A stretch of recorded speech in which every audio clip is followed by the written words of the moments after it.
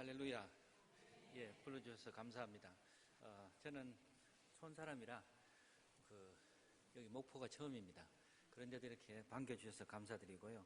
목사님 소개해 주신 대로 지금까지 3번의 강좌가 있었고, 그 다음에 이제 마지막으로 종교개혁과 크리스찬 윤리에 대해서 오늘 말씀을 드리려고 하는데 마음이 무겁습니다. 그러나 실천, 또 하나님 말씀대로 사는 게 얼마나 힘든 것을 알지만은 또 동시에 그 말씀 실천하라고 저희를 불러주셨기 때문에 하나님께서 힘 주실 줄로 믿습니다. 목사님 말씀해 주신 대로 저희가 하나님의 말씀을 따라서 살아야 되고, 특히 때가 가까웠기 때문에 더 뜨겁고 또 간절한 마음으로 근신하면서 기도하면서 살아야 됩니다.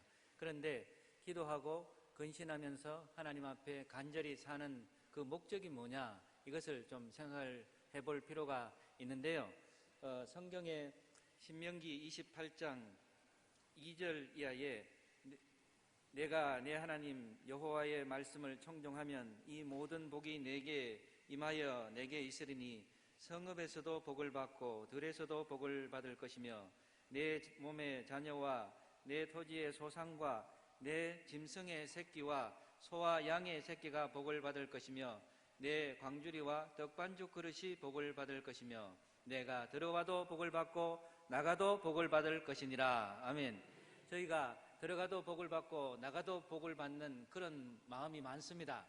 그래서 하나님 앞에 늘 기도하기를, 들어가도 복을 받고 나가도 복을 받고 무슨 일을 하든지 복을 받고 내가 손을 대는 일마다 복을 받고 자녀도 머리 대고 꼬리 안 대도록 간절히 소망하는 마음이 있는데, 금방 읽은 말씀 신명기 28장 1절 2절 말씀에 그러나 내가 내 하나님 여호와의 말씀을 청종하면, 한번 따라 하겠습니다. 내가 내 하나님 여호와의 말씀을 청종하면 이 모든 복이 내게 임하여 내게 이르리니. 아멘. 그렇습니다. 저희가 하나님 앞에 소망하고 복을 구하는 마음, 또 하나님께서 약속하신 복이 우리들에게 임할 것입니다. 그런데 그 임하시려는, 우리에게 임하기를 원하시는 모든 복은 하나님의 말씀을 청종하는 것이 우선입니다. 말씀 청종하지 아니하면 절대로 하나님의 복이 우리에게 임해서도 안 되고 임할 수도 없습니다.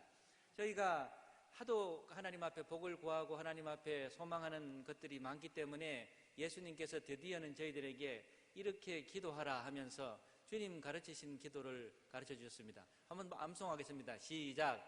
하늘에 계신 우리 아버지여, 이름이 거룩히 여김을 받으시오며 뜻에 임하옵시며 뜻이 하늘에서 이루어진 것 같이 땅에서도 이루어지리이다. 예, 끝까지.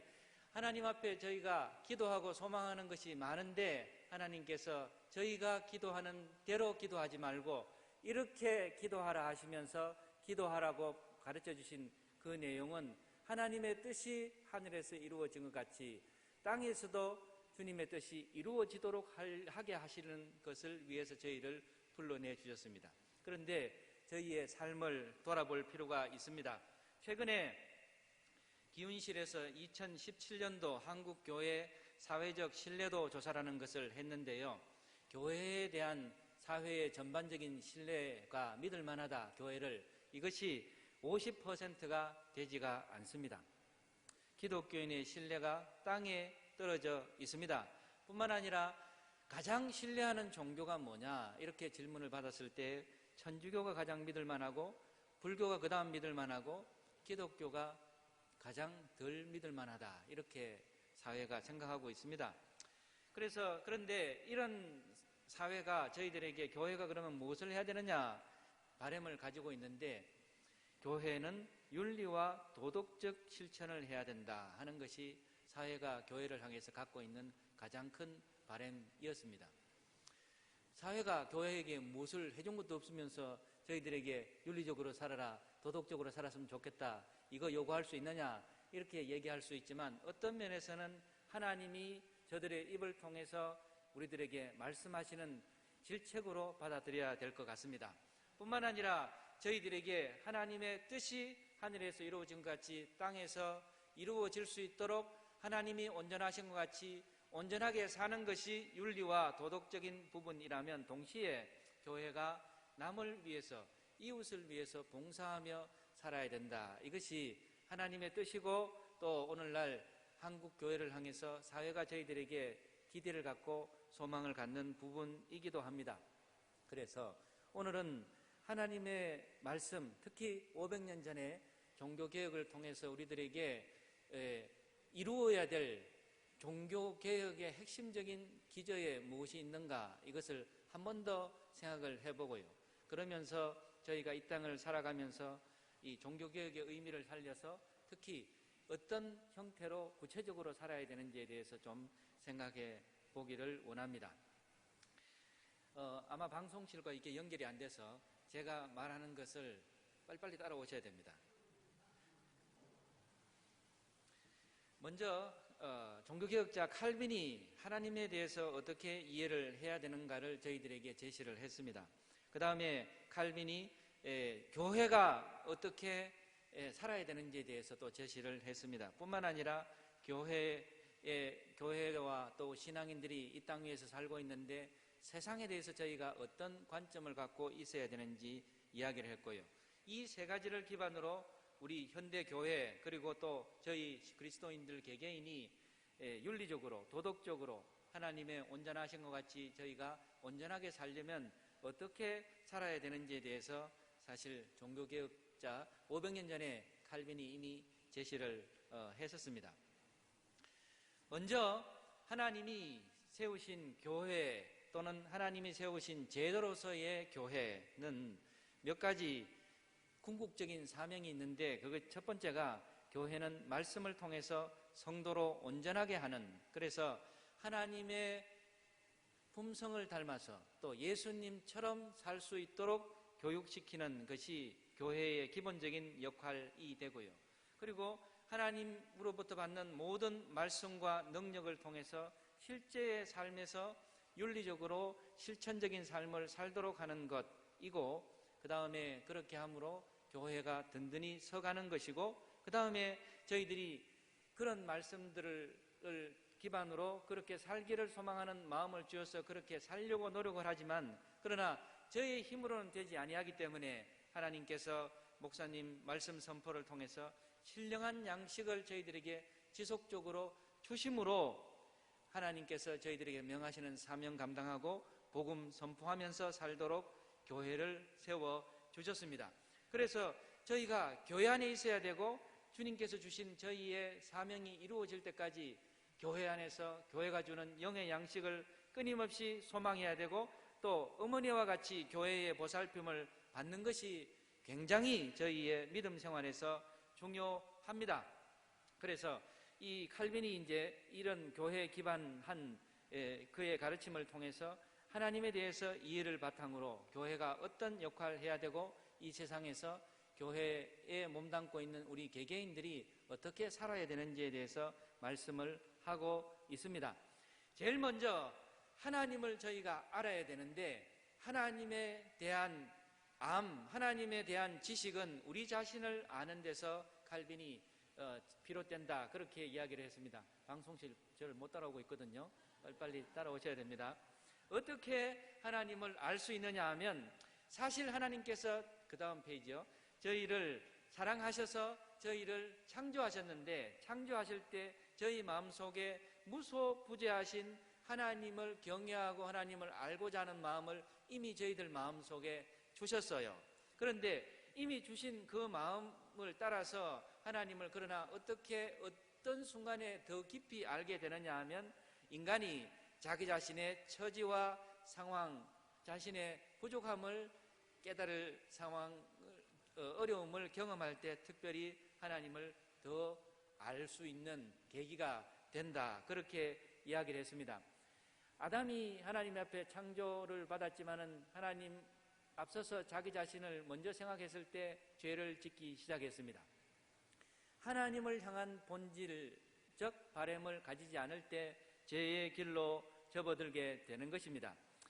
자신이 하나님 앞에 온전하게 드러날 때 하나님의 뜻이 알려질 수 있고 하나님이 보여질 수 있는 상황이 만들어집니다. 그러므로 저희가 하나님의 뜻을 사모하고 하나님 앞에 자신이 어떤 모습으로 있는가를 깨달을 때만이 하나님의 뜻을 사모할 수 있는 마음이 거기서 생겨나게 됩니다. 일반적으로 사람들은 생각하기를 자신에게 부족한 것이 있을 때 하나님의 얼굴을 구하는 것으로 그렇게 생각을 합니다. 그래서 기도의 제목이 자신에게 생기면 기도의 제목 붙들고 더 기도할 때 하나님이 만나주신다 이렇게 생각하고 있었는데, 칼빈은 절대로 그렇게 이야기하지 않고 하나님의 말씀 앞에서 자기 자신이 서고 하나님의 말씀이 자기에게 비추어 주실 때만이 자신의 존재가 살펴질 수 있고 하나님 앞에 자신의 존재가 드러나서 그제서야 하나님의 뜻을 구할 수 있게 된다, 그렇게 이야기를 했습니다. 그러므로 참된 하나님의 존재를 보고 또 그 얼굴을 구하게 되는 것은 인간이 하나님의 말씀 앞에 비추어질 때, 자신을 살필 때 비로소 하나님을 알게 된다, 그렇게 제시를 했습니다. 진선미의 본체이시며 거룩함의 본체이시며 위엄하신 하나님의 존재를 체험하고 자신의 현 존재를 하나님의 말씀 앞에 보여 비춰질 때 결국 하나님 앞에 자신이 얼마나 불의하고 악하고 거짓되고 부정한 존재인지를 깨닫게 된다는 것입니다. 하나님의 말씀의 빛이 우리 세안교회 성도님들에게 비춰지기를 주의 이름으로 축원합니다. 하나님 앞에 자신의 깨달아 보여질 때 하나님에게 구할 수밖에 없는 자기 자신을 발견하게 됩니다. 하나님의 지식이 그 마음속에 들어오면요, 하나님에 대한 두려움과 경외심이 생기고 뿐만 아니라 하나님이 무엇을 말씀하시는지 그것을 사모하는 마음이 그 속에 생기게 되기 때문에 하나님 안에서 모든 선을 찾으려는 간절함이 생겨나고, 그 다음에 하나님 앞에 영광을 어떻게 하면 돌릴 수 있을까 하는 마음이 하나님을 배울 때에 비로소 생기게 된다는 것입니다. 하나님의 모든 아는 지식이 그 마음속에 들어오면 하나님 앞에 드디어 영광을 돌리면서 살아야 되겠다 하는 간절함이 그 속에 생겨나게 된다는 것입니다. 경건한 사람은 하나님께서 악인을 멸하시고 심판하는 분이심을 깨닫습니다. 그러나 동시에 하나님은 긍휼과 자비를 베푸시는 분이라는 것을 깨닫기 때문에 우리가 일반적으로 생각하기에는 불의한 사람은 징벌해야 된다 이렇게 생각하지만은 내가 불의할 때 하나님께서 만나주신 것처럼 저들도 불의하지만은 하나님 앞에 은혜를 체험하면 하나님의 뜻을 행할 자로 깨달아지기 때문에 하나님이 저들을 향하신 사랑을 깨닫고 실제 생활에서도 내가 받은 은혜를 똑같이 나누려는 그런 바람을 갖게 되고 하나님께 그런 삶을 통해서 영광을 드러내려고 최선을 다하게 됩니다. 그러므로 저희가 경건한 삶을 살아야 되겠다, 영적인 삶을 살아야 되겠다, 이런 소망을 가지는데 그것은 기도 많이 하는 거 중요하고 하나님 앞에 드리려고 하는 거 굉장히 중요한데, 동시에 그 마음 속에서 하나님을 얼마나 간절히 사모하는 마음이 있는가, 이것이 첫 번째 체험되어져야 되는 것이고요. 그 다음에 하나님을 사랑하면 하나님을 사랑하는 것과 동일하게 이웃을 향해서, 내 자녀를 향해서, 내 가족을 향해서 뜨거운 사랑하는 마음이 생겨나야 될 줄로 믿습니다. 하나님에 대한 간절한 마음이 생겼는데 남편에 대해서 사랑하는 마음이 안 생긴다, 또는 하나님에 대한 간절한 마음이 생겼는데 아내에 대한 사랑이 회복되지 않는다, 이것은 잘못되고 있는 것을 의미합니다. 하나님께서 저희를 사랑하신 것이 깊이 깨달아지고 말씀 안에 들어가기 시작하면 하나님 안에서 무엇을 행해야 될지를, 참된 경건의 모습이 뭔지를 깨닫게 되는 그런 경험을 하게 됩니다. 성경에서 시편 107편 4절 이하에 하나님은 사막을 헤매는 자들을 맹수에게서 보호하시고 핍절하여 굶주리는 사람들에게 양식을 공급하시고 감옥에 갇힌 자들을 그 처참한 감옥과 쇠사슬에서 자유케 하시며 바다에서 파산한 자들을 구원하셔서 복으로 안전하게 돌아오도록 하시며 죽은 자들을 질병에서 고치시는 분인 것을 하나님 앞에 깨달았을 때 성도는 나도 하나님께서 저들을 사랑하셔서 가난한 자들이 먼지 더미에서 일어나게 하시며 궁핍한 자들이 거름 더미에서 일어서게 하시며 억눌리고 억압당한 자들이 환난에서 구원함을 받게 하시며 절망 가운데서 있는 자들이 선한 소망을 회복하게 하신 것 같이 나도 그러한 삶을 살아야 되겠다. 하나님의 사명자로 그런 일을 감당해야 되겠다 하는 것이 그 마음속에 깨달아지게 됩니다.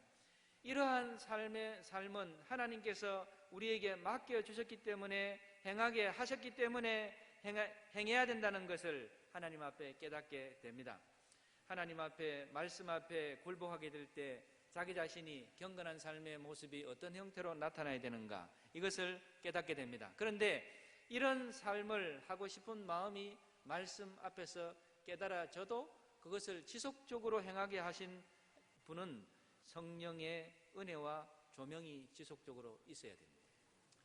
마치 사도행전 1장에 하나님의 성령께서 강림하셨을 때 하나님께서 하나님의 뜻을 시작하게 하시는 역사가 거기에서 나타나게 된 것처럼 그 이전에는 말씀이 저희들에게 있어도 하나님의 뜻을 행할 능력이 부족합니다. 그러나 주의 성령께서 저희들에게 감동을 주시고 말씀을 지속적으로 조명하게 해주시는 은혜의 역사가 저희들에게 나타나면 하나님의 인도하심이 깨달아지고 말씀이 보여지고 무엇을 어떻게 해야 되는지 지속적으로 할 수 있는 은혜가 저희들에게 역사하기 시작하게 되는 것입니다.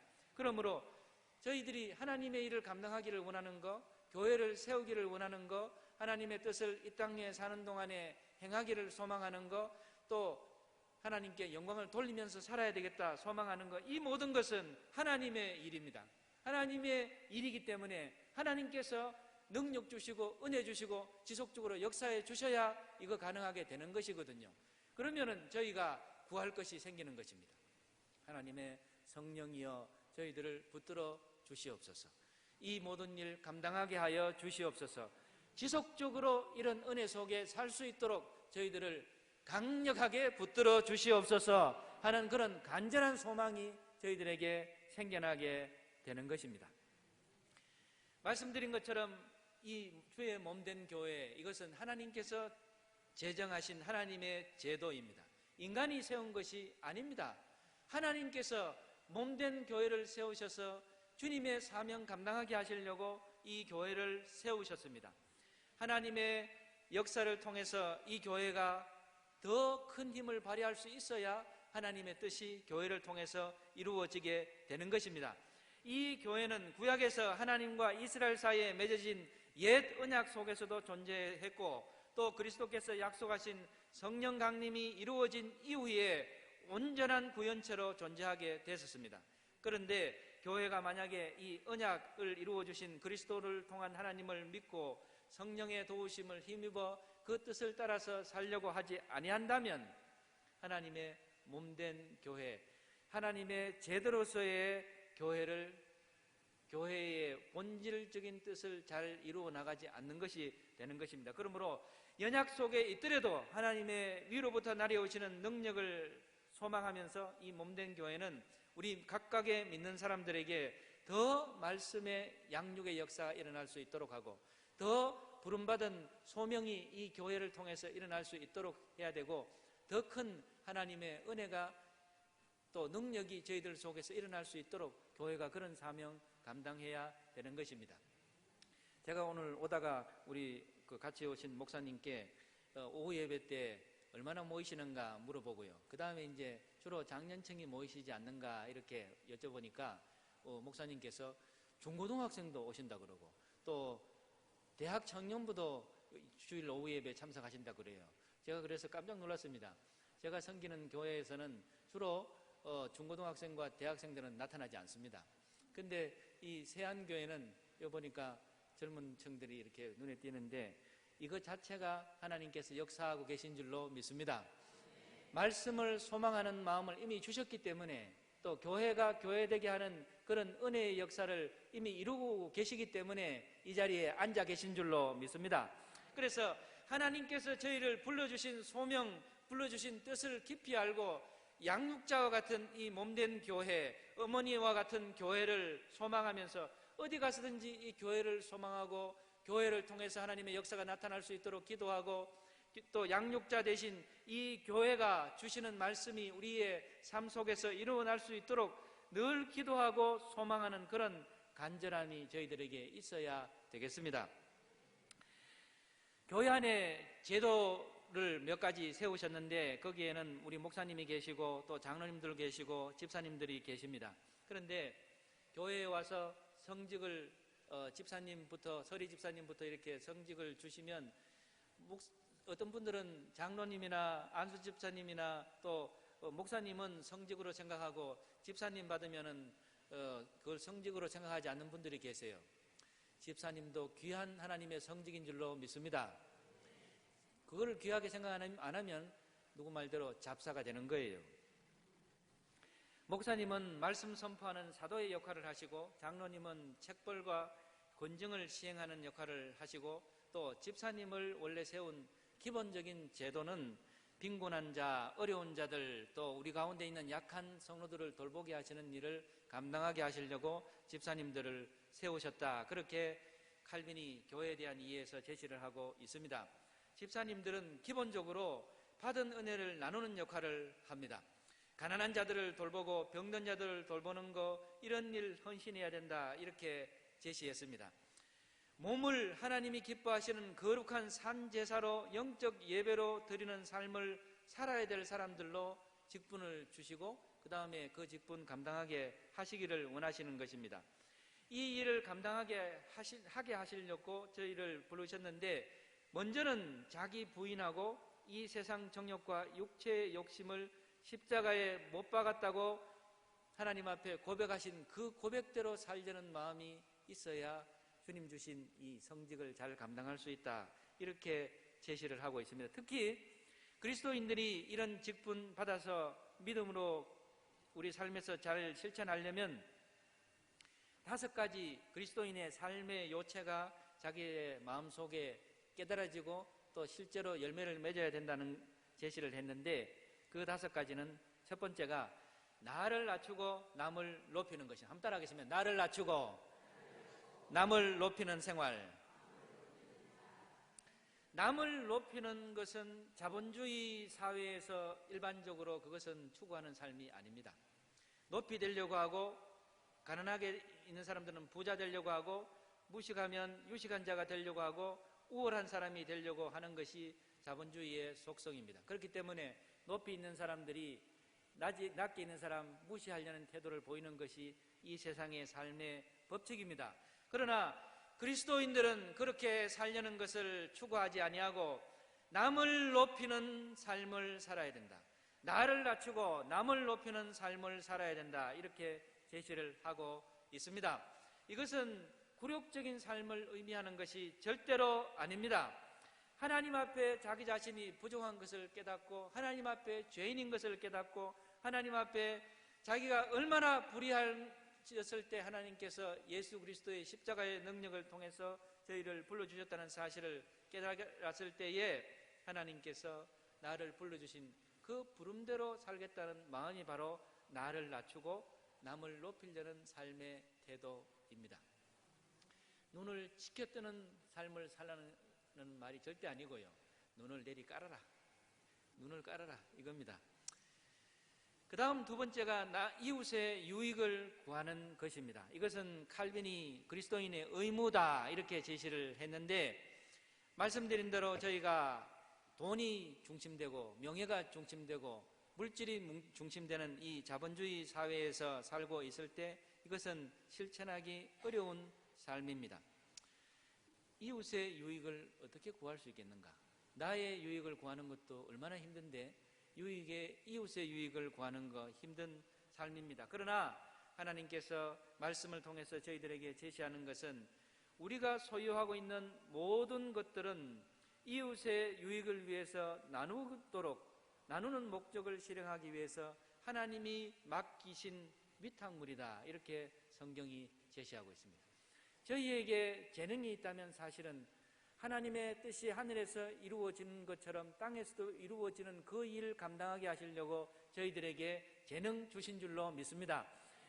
저희에게 물질이 있다면 물질 있는 그것을 주의 몸된 교회를 통해서 하나님의 일 감당하게 하시려고 물질 주신 줄로 믿습니다. 그거 실천하게 하시려고 올바른 청지기의 의무를 감당하게 하시려고 그런 재능과 물질을 주셨다는 사실을 알고 그 일을 매진해야 이웃의 유익을 구하는 하나님의 뜻에 합당하게 사는 사람입니다. 그렇지 않으면은 하나님의 뜻이 자신을 통해서 절대로 이루어질 수가 없습니다. 그 다음에 이웃을 향한 사랑이 저희의 그리스도인의 삶의 요체가 되어야 된다, 그렇게 이야기를 하셨는데, 우리에게 하나님께서 하나님의 형상을 가지고 아담과 하와를 창조하셨습니다. 그러나 하나님의 형상이 자신 중심한 삶을 살려고 할 때 훼손이 됐습니다. 그런데 하나님의 형상을 회복할 수 있도록 예수님께서 우리의 죄를 담당하시고 십자가에 죽으심으로 하나님의 형상이 그리스도의 능력을 통해서 다시 살아나기 시작했습니다. 하나님께서 우리들에게 훼손되었던 하나님의 형상이 회복되었다는 그 실천의 삶, 그것이 무엇이냐 하면 이웃을 향한 사랑에서 나타나야 됩니다. 저희에게 심겨진 그리스도의 사랑이 열매를 맺기 시작하지 아니하면, 이웃을 향한 사랑에서 나타나지 아니하면 절대로 그리스도의 사랑이 우리 그들 가운데 열매를 맺는 삶이 나타날 수가 없습니다. 저는 믿지 않는 가정에서 태어나서 저희 식구들 가운데 믿지 않는 가족들이 있어요. 그런데 돈 앞에서 형제들 간에도 사랑이 깨지는 것을 봤습니다. 안 그렇습니까? 그런 사람 잘 못 보셨나요? 형제들 간에도, 심지어 같은 배에서 태어난 형제들 간에도 돈 때문에 이간되는 상황이 생기고 또 사랑이 나뉘는 것을 봅니다. 그러나 우리 주님께서는 그거 뛰어넘어야 된다 말씀하십니다. 하나님의 형상이 회복되를 당사자로 우리들을 불러주셨기 때문에 미워하는 사람 미워하지 말아야 되고, 악을 선으로 갚아주는 행위 해야 되고, 저주하는 자를 축복하는 그런 놀라운 그리스도의 사랑이 우리들 가운데 있어져야 된다, 그렇게 말씀합니다. 그 다음에 그런 이웃 사랑은 마음에서부터 비롯되어야 된다는 것입니다. 그 사랑하고자 하는 마음이 마음속에서 존재하지 않고 겉으로 사랑하는 것처럼 행동한다면 그것은 그 행위의 대상자를 죽이는 행위가 된다, 그렇게 이야기를 하고 있습니다. 미워하는 마음이 생기는 사람에게 사랑하는 마음이 생기는 것 정말 어렵습니다. 또 그것을 실천하는 것 정말 어렵습니다. 성경은 그러나 절대로 저희의 삶 가운데서 그것을 하는 것처럼, 그렇게 하는 것처럼 하지 말고 그의 마음 속에서 그런 마음이 실제로 나타나야 된다고 말씀을 하셨는데, 그때 필요한 것이 성도에게 값없이 기도할 때 부어주시는 성령의 권능이 거기에서 필요합니다.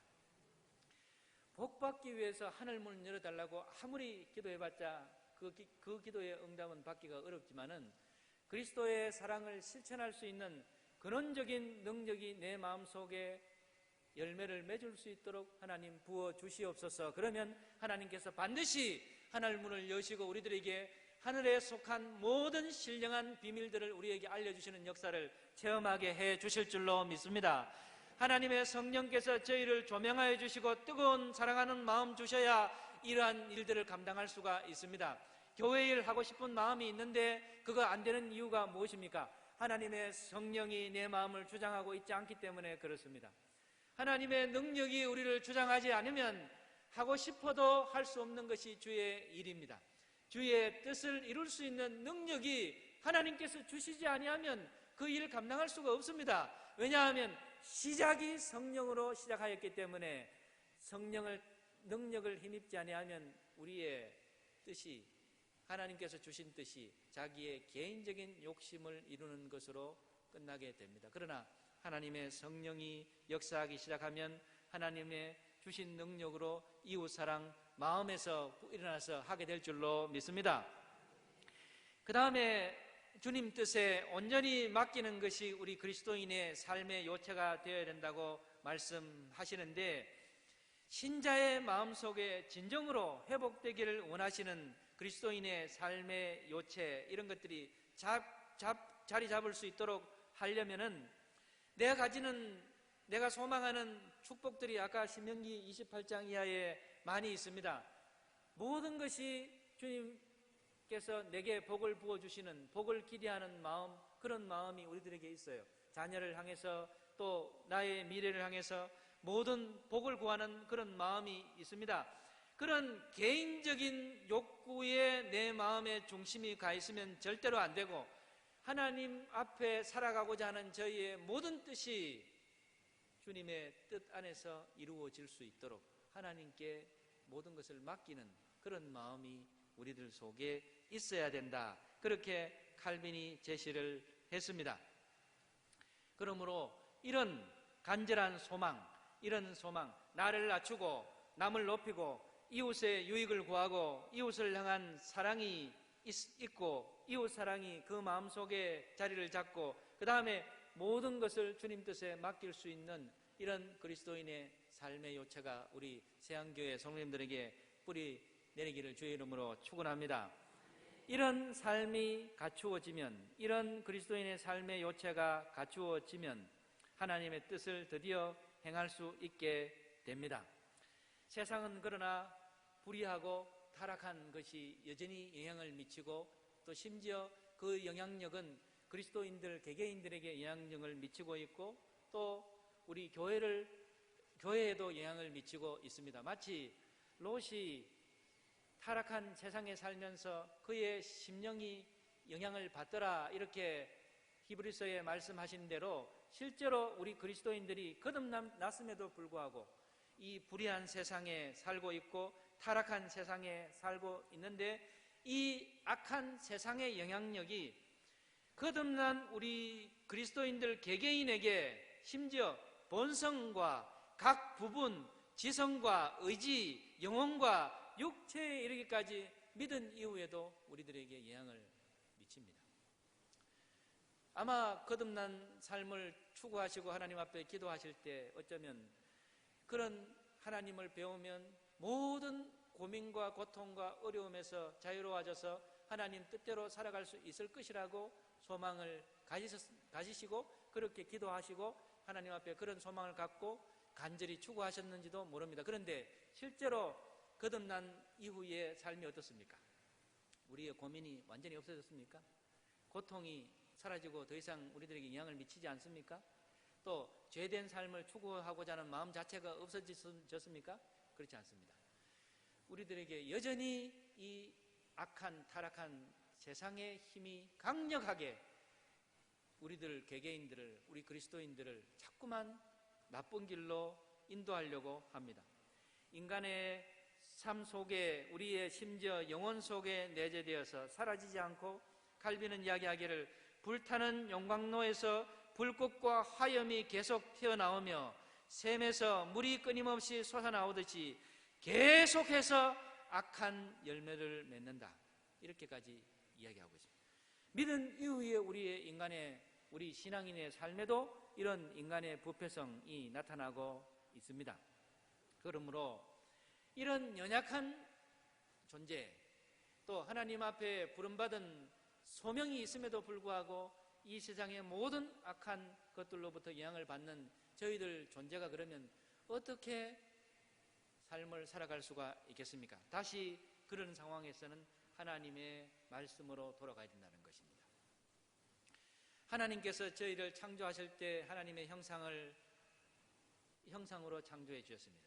타락했습니다. 그런데 그 이후에 그리스도를 통해서 하나님의 형상을 회복할 수 있는 가능성을 우리들에게 확실히 보여주셨습니다. 그 다음에 그런 하나님의 형상이 우리들 삶 속에 뿌리를 내리고 열매를 맺으려면 하나님을 간절히 알고자 하는 마음이 우리들에게 있어야 되고요, 또 그리스도의 사랑이 우리들 마음속에 말씀의 근거에서 자리 잡을 수 있도록 그런 간절한 마음이 저희들에게 있어야 되고요, 그리스도의 영적인 능력이 날마다 우리들에게 뿌리를 내리는 그런 역사가 우리들 속에 있어져야 이 모든 일이 가능해집니다. 베드로전서 4장 11절 말씀에 하나님의 공급하시는 힘으로 봉사할 수 있다, 하나님의 공급하시는 힘으로 주님이 원하시는 삶을 살 수 있다 하는 것이 주님께서 우리들에게 말씀하여 주시는, 제시하여 주시는 삶의 진정한 바람이시고 저희들에게 주시는 말씀입니다. 세상의 빛을 쫓아 사는 것이 아니라 세상이 빛의 자취를 쫓아오도록 우리가 하나님 앞에 원하시는 삶이, 하나님 앞에 영광 돌리는 삶을 살도록 우리를 불러주셨기 때문에 우리에게 하나님께서 공급하여 주시는 힘을 통해서 아름다운 삶을 삶으로 그 실천을 보고 저들이 하나님께 영광을 돌리고 우리들 몸된 교회 앞으로 나올 수 있는 그런 마음이 생기도록 저희들을 불러내 주셨기 때문에 그런 사명이 우리들에게 가득해야 되겠습니다. 그런 사명이 충만하기를 주의 이름으로 축원합니다. 그리스도의 사랑과 하나님의 은혜를 체험한 성도는 감사가 그 마음속에서 역동적으로 생겨나게 됩니다. 또 그리스도 안에서 성령의 조명을 받은 사람은, 감화를 받은 사람은 그리스도를 통해서 주신 소명을 향하게 됩니다. 지금까지는 자기의 목적을 추구하면서 살았지만은 그리스도를 참 만난 이후에는 하나님께서 우리 개개인에게 원하신 그 목적을 이루면서 살아야 되겠다 하는 마음이 생겨나야 정상입니다. 에베소서 1장 17절 이하의 말씀에 예수 그리스도의 하나님 영광의 아버지께서 지혜와 계시의 정신을 주셔서 하나님을 알게 하셨다, 이렇게 선포하셨습니다. 우리가 하나님을 알게 된 것은 우리의 뜻으로 알게 된 것이 아니고 하나님의 성령을 통해서 지혜와 계시의 정신을 우리에게 주셨기 때문에 하나님을 만나게 된 줄로 믿습니다.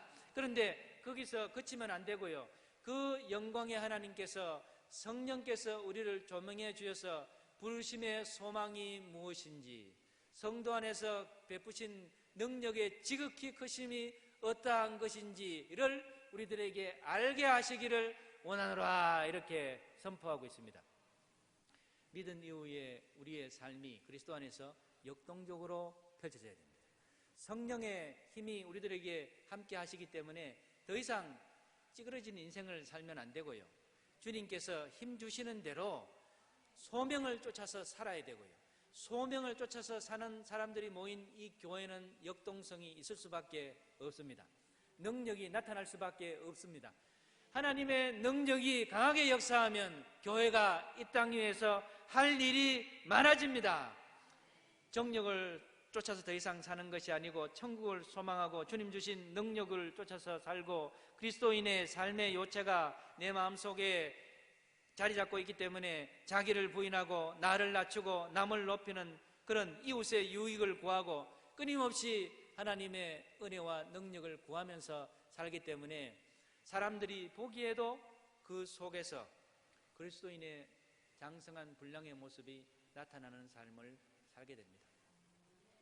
더 이상 나의 복을 위해서 살려고 구하고 기도하고 간절하게 소망을 갖는 것이 아니고 하나님의 뜻이 하늘에서 이루어진 것 같이 땅에서도 이루어지기를 간절히 소망하는 그 바람 속에서 살고요, 또 하나님께서 그런 소망 주셨기 때문에 그 일 감당하게 하시려면 말씀 능력 공급하여 주셔야 되지 않습니까?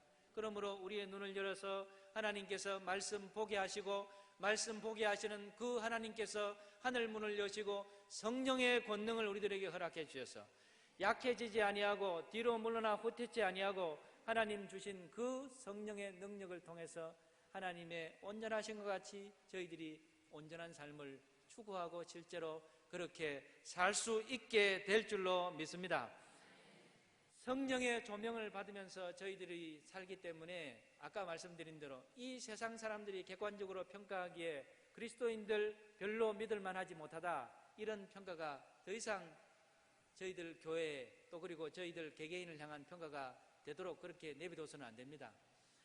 빛된 사명 감당하게 하시려고 저희를 이 땅에 불러내 주셨기 때문에 하나님께서 불러주신 그 사명 따라서 살아야 될 줄로 믿습니다.